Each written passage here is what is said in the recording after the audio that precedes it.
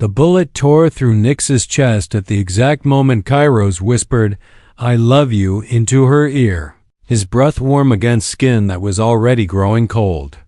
Blood bloomed across her white dress like crimson roses, and she looked up at him, with eyes that held no fear, only a devastating peace that made his heart shatter. "Did you mean it?" she gasped, her fingers clutching his jacket as chaos erupted around them. The abandoned warehouse echoed with gunshots and shouts, but all Kairos could hear was the irregular rhythm of her breathing. "Every word," he said, pressing his palm against the wound, trying desperately to stem the flow. "Every goddamn word, Nix." She smiled then, the kind of smile that could stop time, and Kairos felt something fundamental shift in the universe. 3 months ago, she'd been his target. Nix Ravencroft, the arms dealer's daughter who supposedly held the key to dismantling the most dangerous criminal network on the East Coast. He'd been sent to seduce her, extract information, and disappear before she ever knew his real name. But Nix had seen through him from the first night they met at that gallery opening, when she'd cornered him by the Monet and said, "You're either the world's most dangerous man or you're about to become mine." Her laugh had been like breaking glass, sharp and beautiful and utterly captivating. "I knew," she whispered now, her thumb tracing his jawline with trembling fingers. "I knew you were sent to destroy me." "Then why?" "Because you looked at me like I was worth saving instead of just using." Another cough, more blood. "And because I've been in love with you since that second night when you forgot to lie about your childhood scar." The warehouse grew quiet except for the sound of sirens approaching. Kairos's team had eliminated the immediate threat, but reinforcements would arrive soon. They needed to move, needed to get her to a hospital, needed to do 100 impossible things to keep her alive. "Stay with me," he begged, lifting her as gently as he could. "We're going to get out of here. I'm going to take you somewhere safe, and we're going to have that conversation about running away to Greece like you always talked about." Nix's eyes fluttered closed, then opened again with obvious effort. "Promise me something. Anything." "When?" "I die. You're not dying." "When I die," she continued, her voice growing softer, "promise me you'll remember that for 3 months someone loved you without conditions, without lies, without expecting you to be anyone other than exactly who you are." Kairos felt tears he hadn't shed since childhood burning behind his eyes. "You're not dying, Nix. I won't let you." But even as he carried her toward the exit, even as his extraction team prepared emergency medical protocols, he could feel her slipping away. The woman who had taught him the difference between existing and living was dying in his arms, and all he could do was hold her closer and pray to a god he'd stopped believing in years ago. The last thing she said before losing consciousness was his real name, not the alias he'd given her, but the name on his birth certificate, the name only 3 people in the world knew. And in that moment, Kairos understood that she had always known exactly who he was, and had chosen to love him anyway. Kairos had exactly 17 minutes to save her life, and he was wasting precious seconds staring at the monitor that showed her heart rate dropping like a stone. The underground medical facility his handler Vex had directed him to was state-of-the-art, but the doctor, a woman named Crow who asked no questions and took payment in cryptocurrency, was shaking her head with grim finality. "The bullet nicked her pulmonary artery," Dr. Crow said, her hands already bloodied from the emergency surgery. "Even if we can repair the damage, she's lost too much blood. Her body's shutting down." "Then give her mine." Kairos rolled up his sleeve without hesitation. "We're both O negative. Take whatever she needs. That's not how it works. Make it work." His voice carried the kind of authority that came from years of impossible missions and zero tolerance for failure. "Do you know what I do for a living, Doctor?" Crow's eyes flicked to Vex, who nodded almost imperceptibly. The message was clear: save the girl, or deal with consequences that would make her current moral compromises seem quaint. While they worked to stabilize Nix, Cairo sat beside her unconscious form and did something he'd never done before. Told her the truth. About his real name being Cairo's Thorn, about growing up in 7 different foster homes, about the first person he'd killed when he was 19 and how it had felt like dying himself, about the way her laugh had made him remember what it felt like to be human. "I was supposed to make you fall in love with me," he whispered, his fingers intertwined with hers. "But somewhere between the 2nd week and the 2nd month, I realized I was the one falling. You'd make these little observations about people like how the homeless veteran outside your building always folded his cardboard sign the same way because routine was the only stability he had left. Or how your father's bodyguard was in love with the night shift nurse at his dialysis center, but was too afraid to say anything because he thought she was too good for him. Her hand was so still in his, too still. You saw people, Nix, really. Saw them. And somehow you looked at me and saw someone worth knowing instead of just someone worth using." The monitors began beeping frantically. Dr. Crow rushed back in, her team moving with practiced efficiency, but Kairos could read the situation in their body language. They were losing her. "Sir, you need to step back." "No." Kairos moved closer. To the table, his hand finding hers again. "She stays with me." For the next 6 hours, he watched her die 3 different times and come back. Each time, the light in her eyes dimmed a little more, but each time she opened them, she found his. Face first. During the brief moments when she was conscious, they had the strangest conversations about whether parallel universes existed where they'd met under different circumstances, about her recurring dream of a small house by the ocean where one knew their names, about the book of poetry she'd been writing in secret since she was 16.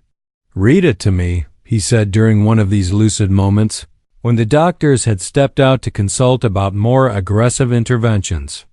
"It's terrible," she protested weakly. "I don't care." So she recited from memory, her voice barely above a whisper, a poem about 2 people who loved each other across an impossible distance. It was about longing and connection and the way some people came into your life like lightning, devastating and brief and utterly transformative. When she finished, Kairos realized he was crying. "That wasn't terrible," he said. "That was the most beautiful thing I've ever heard." "Liar, I've never lied to you. Not once. Not when it mattered." She squeezed his hand with what little strength she had left. "I know. That's why I'm not afraid." Dr. Crow pulled Kairos aside at 3:47 a.m., her expression grave but not entirely hopeless. "There's an experimental procedure," she said quietly. "Highly illegal, completely untested in humans, but it might give her a chance." "What kind of procedure?" "Synthetic blood replacement combined with cellular regeneration therapy. It's been tested on combat soldiers with massive trauma, but the survival rate ... double quote," she paused. "Let's just say the military classified it as too dangerous for field use." Kairos didn't hesitate. "Do it." "The risks, she's dying anyway. At least this gives her a chance. If it fails, she won't just die. She'll suffer. The cellular breakdown is ... unpleasant. And if it works? If it works, she need weeks of recovery, maybe months. And even then, there could be long-term complications we don't understand yet." Kairos looked through the observation window at Nix's still form, her face pale as winter moonlight against the dark pillow. "What does she want? She's unconscious." "No, she's not." Kairos had been watching her long enough to recognize the subtle signs. The slight tension around her eyes, the way her breathing changed when she was listening. "NYX, I know you can. Hear me." Her eyes fluttered open, focusing on him with effort that must have cost her dearly. "There's a procedure that might save you," he said simply. "It's dangerous. It might make things worse, but it's a chance." She was quiet for so long he thought she'd lost consciousness again. Then, so softly he had to lean in to hear, "Will you stay?" "I'm not going anywhere." "Then yes." The procedure took 8 hours. 8 hours during which Kairos learned things about himself he'd never known, like how prayer felt when you'd never really believed before, or how time could stretch and compress simultaneously when the only thing that mattered was the steady beep of a heart monitor. Vex arrived around hour 6 with coffee and bad news. "Ravencroft's people are looking for her," he said. "And they're not the only ones. Word's gotten out that she might have survived the warehouse. Every criminal organization between here and Miami wants her either dead or in their possession." "Let them come," Kairos said without looking away from the observation window. "Kairos, think about this logically. Even if she survives the procedure, even if she recovers, what kind of life can you give her? You're both marked now. There's nowhere you can go that someone won't eventually find you. Then we'll keep running." "For how long?" "For as long as it takes." Vex studied his profile with the calculating expression that had made him one of the most effective handlers in the organization. "You're compromised," he said finally. "Emotionally compromised. It makes you dangerous to work with and impossible to trust." "Are you pulling me from the job?" "There is no job anymore. The moment you chose her over the mission, you became a liability."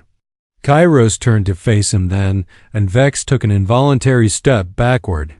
There was something in Kairos's eyes he'd never seen before, a kind of focused intensity that spoke of lines crossed and bridges burned.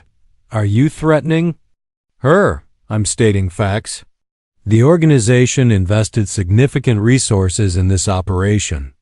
Resources that yielded no return because you fell in love with the target. "Send me the bill." "Kairos, send me the goddamn bill and then stay away from her. Stay away from both of us." The heart monitor's rhythm suddenly changed, becoming erratic and then frighteningly fast. Dr. Crow rushed past them into the surgical suite, her team converging on the table where Nix lay convulsing. "What's happening?" Kairos demanded, pushing into the room despite the medical staff trying to hold him back. "Her body's rejecting the synthetic compounds," Dr. Crow called out over the chaos of alarms and urgent voices. "We need to reverse the process now, or what?" The doctor's eyes met his across the room. "Or we lose her in the next 2 minutes." "Reverse it," Kairos said immediately, but Nix's hand shot out and grabbed his wrist with surprising strength. "No," her voice was barely audible over the medical alarms, but her grip was fierce. "Don't reverse it. Nix, you're dying. I've been dying since the warehouse." Each word seemed to cost her tremendous effort. "This way, at least I get to choose how." Dr. Crow looked between them desperately. "If we don't reverse the process in the next 60 seconds, the cellular damage becomes irreversible. But if we do reverse it, she'd die from her original injuries within the hour." Nix's eyes found Kairos's, and in them he saw a clarity that cut through all his panic and desperation. "I want to see the ocean. You promised to take me to see the ocean. After you recover." "Now." Her grip tightened. "Take me now." The next few minutes blurred together in a frenzy of disconnected tubes, portable monitors, and Dr. Crow's protests about medical liability.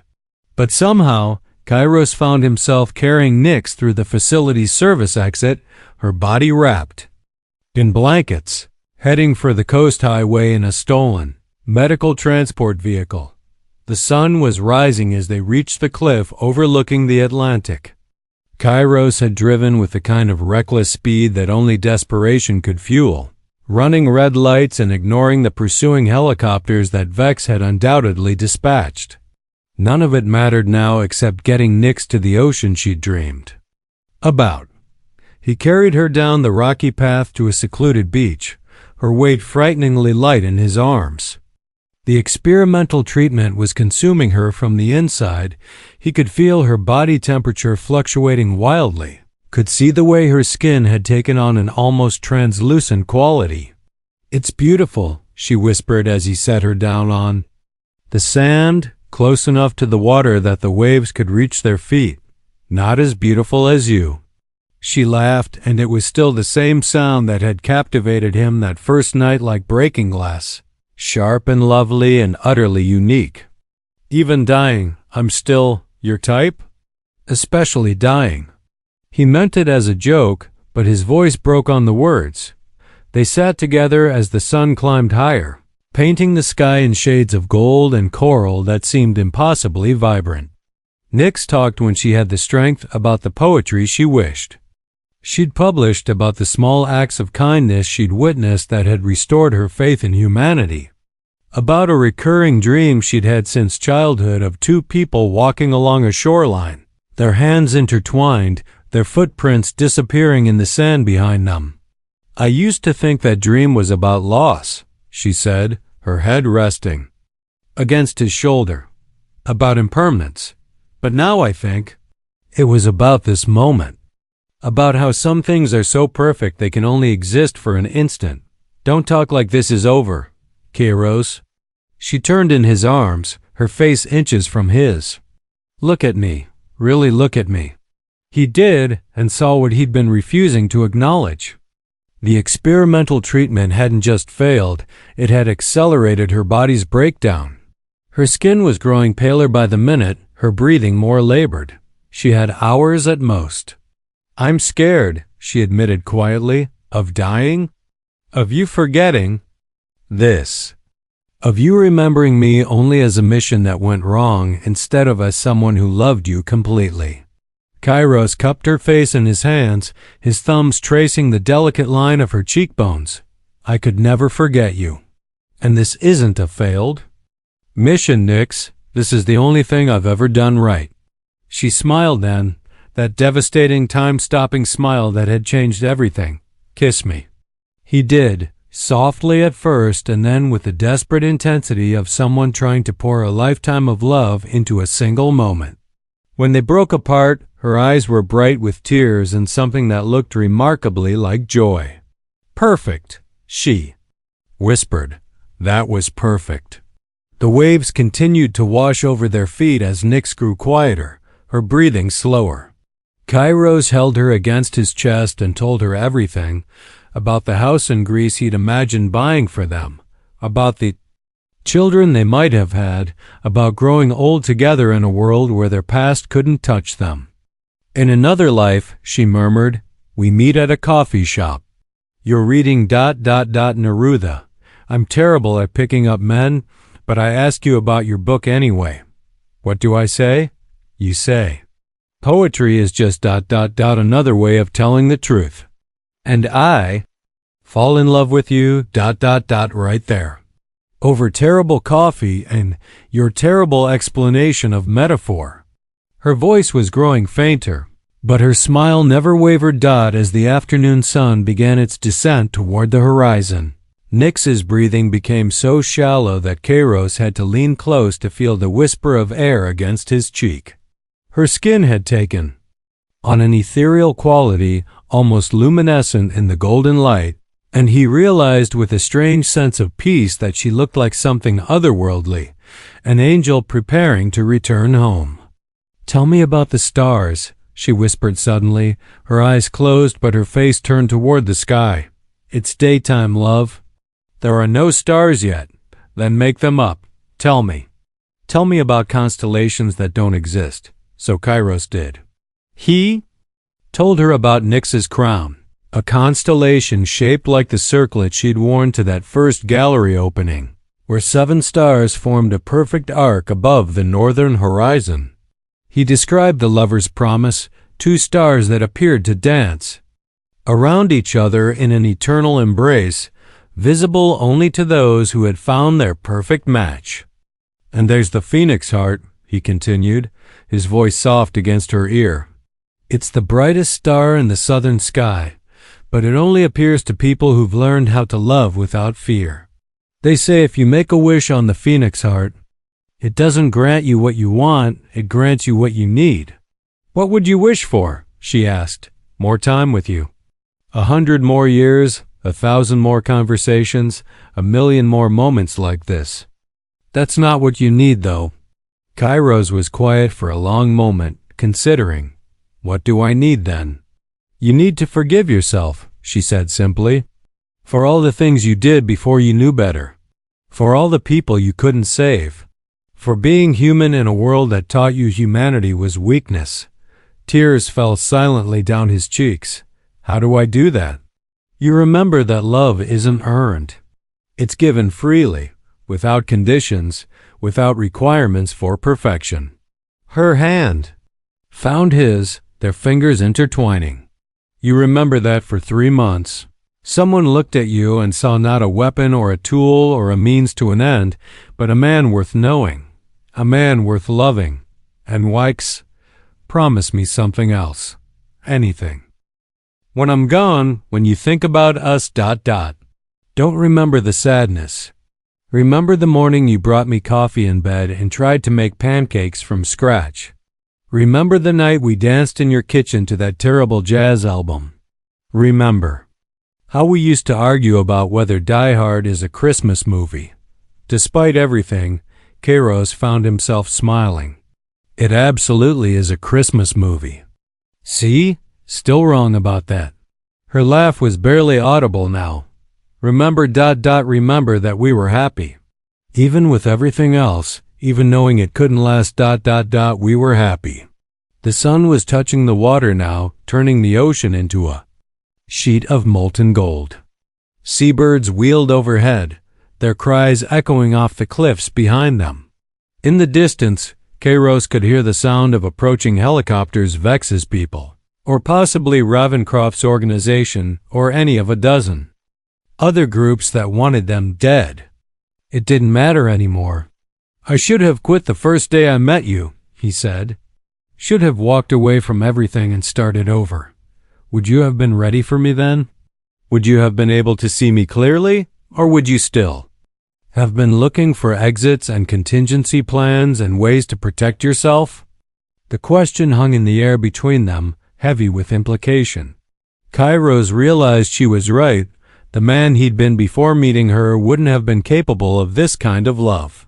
It had taken 3 months of her patience, her insight, her unwavering belief in his capacity for goodness to transform him into someone who could love without reservation. You saved me, he said quietly. We saved each other. The helicopters were closer now, the rotors beating a harsh rhythm against the peaceful sounds of waves and wind. Kairos tensed, his training automatically cataloging possible escape routes and defensive positions, but Nyx's hand on his chest stopped him. Stay, she whispered. Just stay with me. So he did. He held her as the sun sank lower, painting the sky in brilliant oranges and pinks. He told her about every place they would have traveled together, every adventure they would have had. He recited the poem she'd shared with him in the medical facility, his voice carrying her words back to her on the ocean breeze.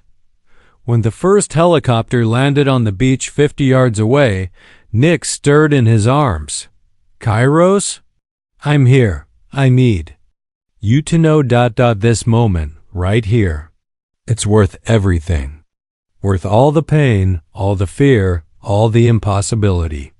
This perfect moment, it's worth a lifetime. Her eyes opened one last time, focusing on his face with the kind of clarity that cut straight through to his soul. In them, he saw not fear or regret, but a deep, abiding peace that took his breath away. I love you, he said, the words carrying the weight of everything he'd never been able to say before. I know, she whispered back, her smile radiant as the setting sun. And I love you too, exactly as you are. Exactly as you've always been.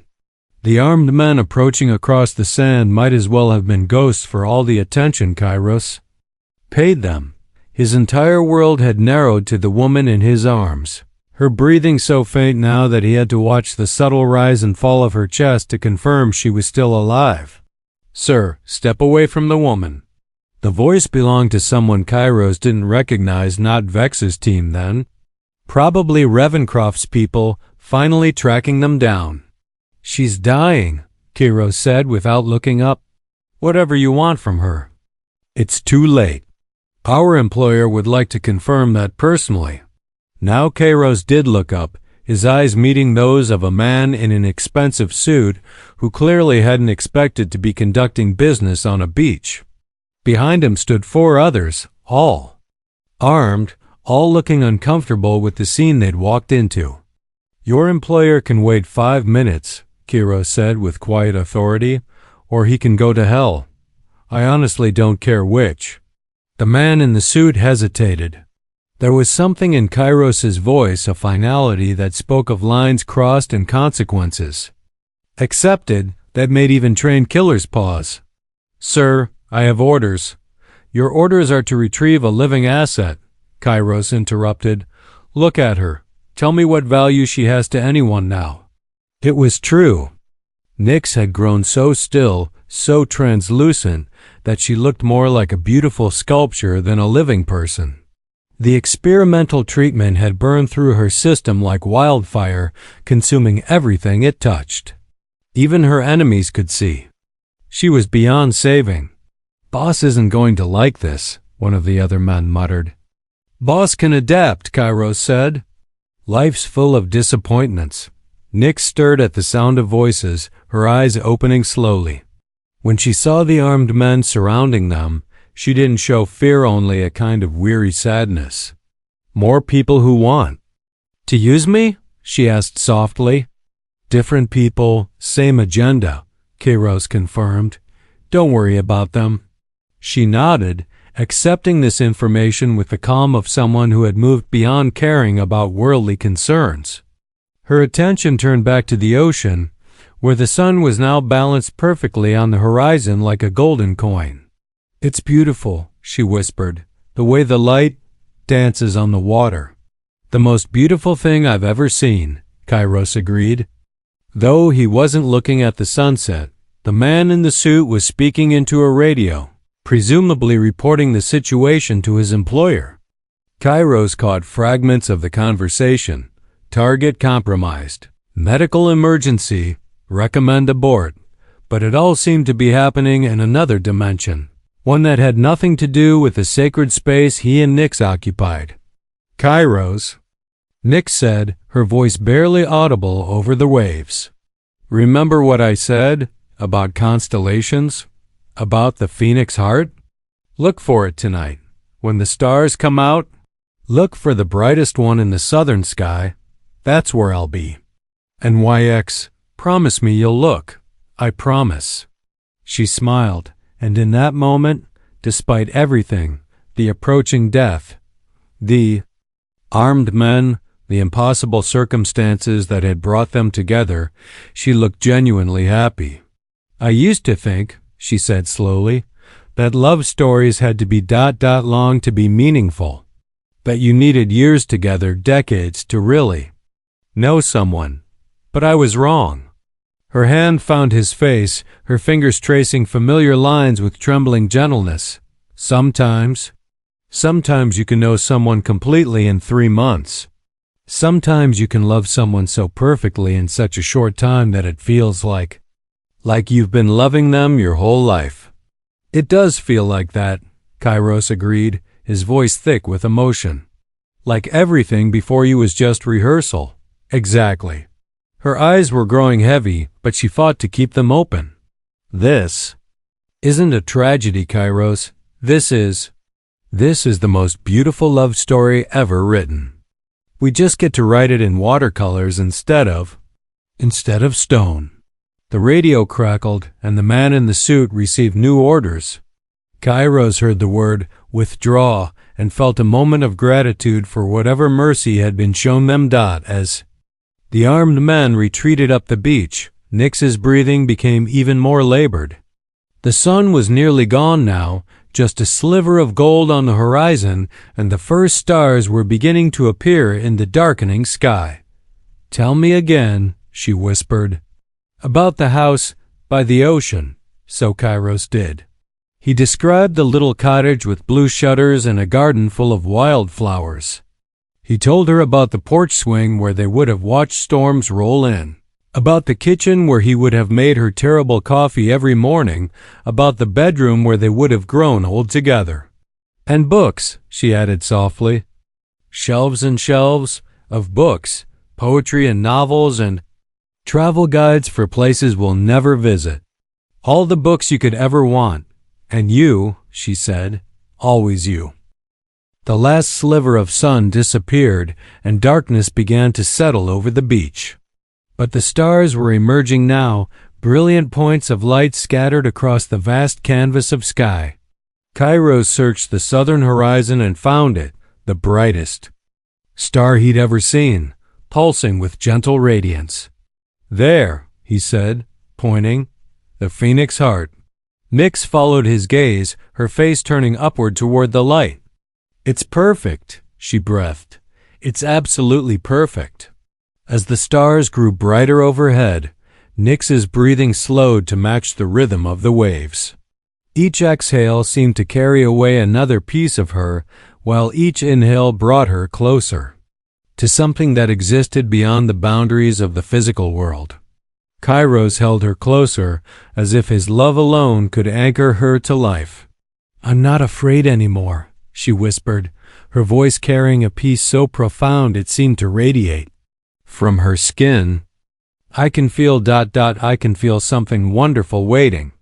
"What does it feel like?" "Like coming home after a very long journey. Like like the moment you realize you're exactly where you're supposed to be." Above them, the phoenix heart pulsed with increasing brilliance, and Kairos had the strange sensation that the star was somehow responding to Nyx's presence. The night air itself seemed to shimmer with possibility, as if the boundary between this world and whatever came next had grown thin. "I want to tell you something," Nyx said, summoning strength from some deep reserve. "About the first moment. I knew I loved you. Tell me."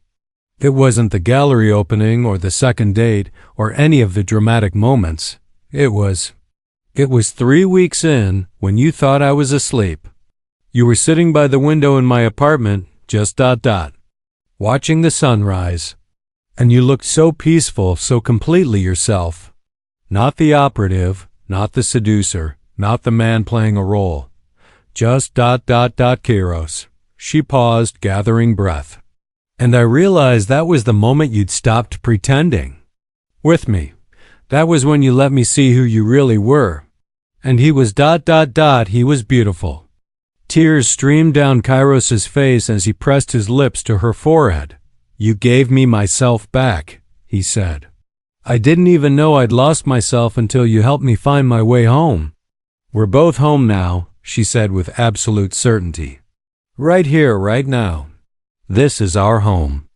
The phoenix heart seemed to pulse in agreement, its light growing so intense that other stars seemed to fade by comparison. Nyx noticed it too, her eyes widening with wonder. "It's getting brighter," she observed. "Maybe it's welcoming you. Or maybe," she said with a smile that held mysteries and starlight, "it's celebrating us. Celebrating this perfect moment when two souls found exactly what they'd been searching for their entire lives." A shooting star streaked across the sky, followed by another and then another. Within moments, the entire heaven seemed to be raining light, as if the universe itself was acknowledging the significance of what was happening on this small stretch of beach. "Make a wish," Nyx whispered as the meteor shower intensified above them. "I don't need to wish for anything," Kairos replied. "I have everything I could ever want right here." "Then wish for me." "What should I wish?" "That when people tell our story, they remember the love, not the loss. That they understand how lucky we were to find each other, even if it was only for a little while." Kairos closed his eyes and made the wish. pouring every ounce of love and gratitude into his silent prayer to whatever cosmic forces were listening. When he opened his eyes, Nyx was looking at him with an expression of such pure adoration that it took his breath away. In the starlight, her face seemed to glow with an inner radiance that had nothing to do with the experimental treatment, and everything to do with the love that filled her heart. "Perfect," she whispered, just as she had after their kiss. "This whole thing ... absolutely perfect." Her breathing grew slower still, each breath a conscious choice to remain just a moment longer. The meteor shower continued above them, painting the sky with streaks of silver and gold, while the phoenix heart pulsed with a rhythm that seemed to match the beating of their hearts. "Kairos," she said, her voice so soft he had to lean close. "To hear, when I'm gone, when you think about tonight, remember that I was smiling. Remember that I wasn't afraid. Remember that I died knowing I was completely, unconditionally loved by the most extraordinary man I've ever known." "You're the extraordinary one," he said fiercely. "You're the miracle. We're both the miracle," she corrected gently. "This love, this connection, this impossible perfect moment, we're the miracle together." The waves continued to wash over their feet, each one carrying away footprints in the sand while bringing new foam to replace what had been lost. The ocean's eternal rhythm seemed to echo the fundamental truth of existence, that all things change, all things pass, but love transforms everything it touches. Nyx's eyes began to flutter closed, and Kairos felt her weight settle more fully against him. Her breathing was barely perceptible now, but her smile never wavered. "The phoenix heart," she whispered. "So bright ... It's shining for you," Kairos said, his lips against her ear. "The whole universe is shining for you." "For us," she corrected softly. "It's shining ... for us." And then, with a final exhale that seemed to merge seamlessly with the sound of the waves, Nyx Ravencroft left the world as she had lived in it, with grace, with love, and with a smile that could stop time itself. Kairos held her as the meteor shower reached its crescendo, the sky ablaze with falling stars that seemed to welcome her home. The phoenix heart pulsed one final brilliant flash and then settled into the steady, eternal rhythm of distant suns. She had died in his arms smiling, knowing he'd given her one perfect moment of love. But as Kairos sat holding her under the infinite sky, he realized she had given him something far greater. She had given him the knowledge that love like theirs could exist, even if only briefly, even in the darkest corners of an imperfect world. And that knowledge, that certainty, would burn within him like a star for all the remaining days of his life. A constant reminder that for 3 precious months, 2 souls had found perfect understanding in each other's arms. The waves continued their eternal dance. The stars continued their ancient vigil, and love perfect, impossible, transformative love continued to write itself across the cosmos in letters of light.